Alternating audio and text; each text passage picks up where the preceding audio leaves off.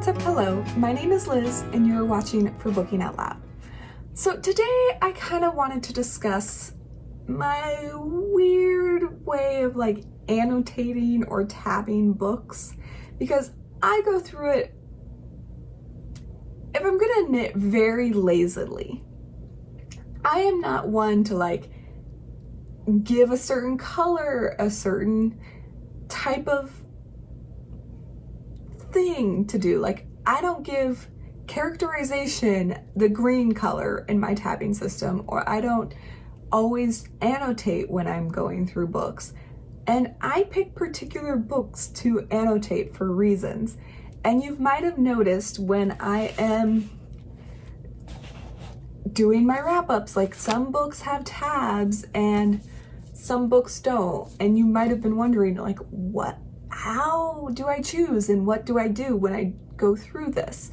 And over the years, I've found a system that works for me, and it might not work for you. You might need a very heavily ruled annotating tabbing system, or you might be like me, and if it's very ruled, you won't do it.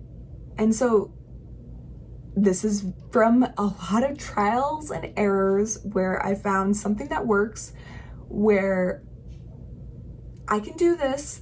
It gives me more engagement with my books, but at the same time, it doesn't feel like schoolwork, from college or high school where teachers forced you to heavily annotate a short story or so.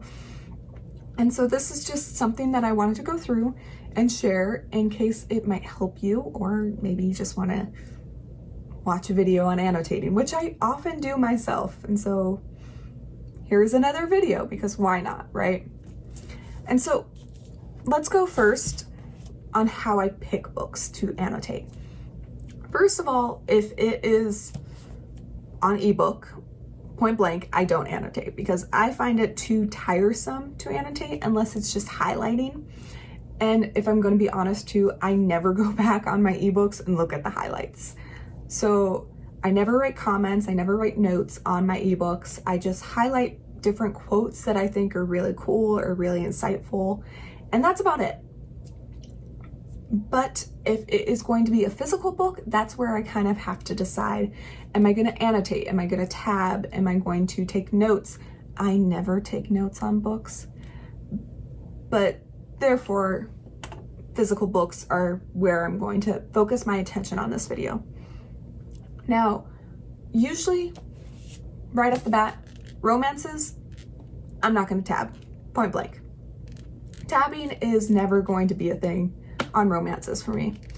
That's because I don't think I really need to analyze romances or really need to save anything on romances. They're great stories, they're really fun to read, but they're not that text heavy.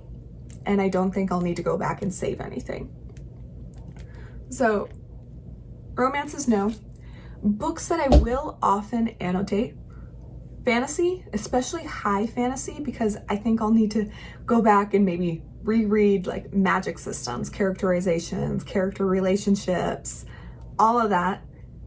And I need to be engaged a lot in high fantasy. Mysteries, because I like to keep track of mysteries and figure out can I figure out the mystery before the great reveal at the end? And sometimes certain books, if I'm buddy reading, I really like to annotate because I like to figure out different things. And honestly, just if I'm feeling in the mood, I'll annotate a book. Everything else, probably not. More often than not, I'll annotate more adult books rather than young adult or middle grade, because I just don't feel like it.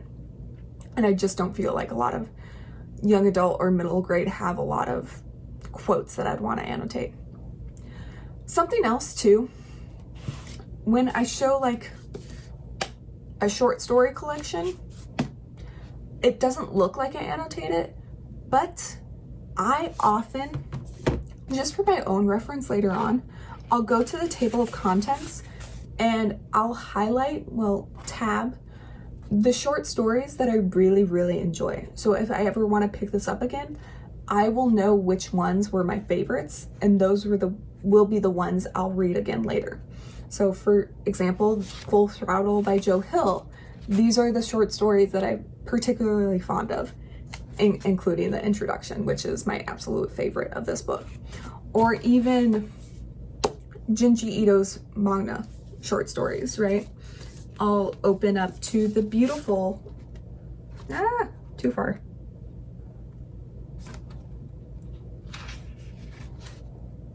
Why is this so difficult? There we go. You can, oh yeah, you can't see it.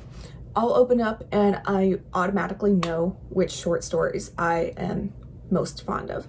And I think that's a great system for me because, first of all, when I'm talking to the video, I know exactly what short stories I like. And later on, when I do pick, especially Junji Ito short stories up again, I know exactly which ones I like and I can automatically go to that one. And it's kind of like a comfort short story read for me. Even though it might be horror, both of these are horror. What does that say about me? But yes, so short stories, I will always annotate the table of contents, which is really nice. And I think that's a really good way of doing short stories and maybe even anthologies, if I ever read an anthology on physical copies. And then my second way of annotating is just kind of like a free-for-all. So if I'm reading, this was a buddy read I read with Sunny Luca, House of the Cerulean Sea, great book, highly recommend. But as you can see, it is tabbed like no other book. And honestly, all these tabs, really no system to it.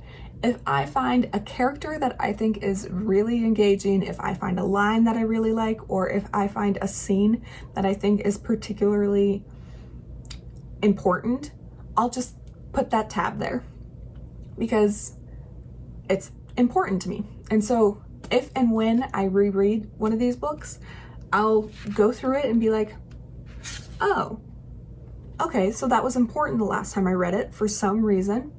And maybe in the future I might annotate it, or I might just, okay, and maybe I'll have a different tab to look back on, and the second time I read it, the new tab will be there and say, okay, this is the second one I'll annotate.